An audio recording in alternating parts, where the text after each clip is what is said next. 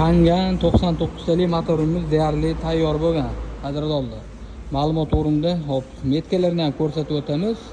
Yosh ukalarimiz uchun ma'lumot o'rinda buni Cobalt porshinli qilib yig'ganmiz. Ya'ni Cobalt porshinning afzallik tomoni asosiy moy rasxod qilmasligi uchun va nisbatan ortiqcha ham qo'shiladi.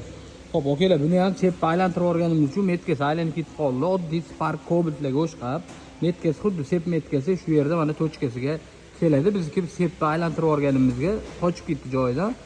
Tagi ham shunaqa holatda keladi. Mana shu yerda tochkasi bor. Sep qora tochkasi keladi. Bu esa tepaga qaraydi va ana shkiftda ko'ryapsizlar, bu yerda uchburchak bo'lsa, bu yerda nuqta bor. Nuqta galofkan shu joyga keladi. Galofkan shu joyga keladi. Sepdagi metkani raspiduali shu holatga qo'yib qo'yadi. Bizniki sep aylanib ketgan holatda hozir. Metkasi oddiy Spark Cobaltlarga o'xshagan motor bo'ladi.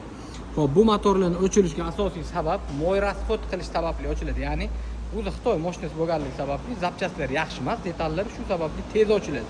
Shuning uchun Cobalt porshinli qilib, afzallik tomonini aytib o'tdim. Shunaqa xizmatlar bo'yicha o'zimizga murojaat qilaverasizlar.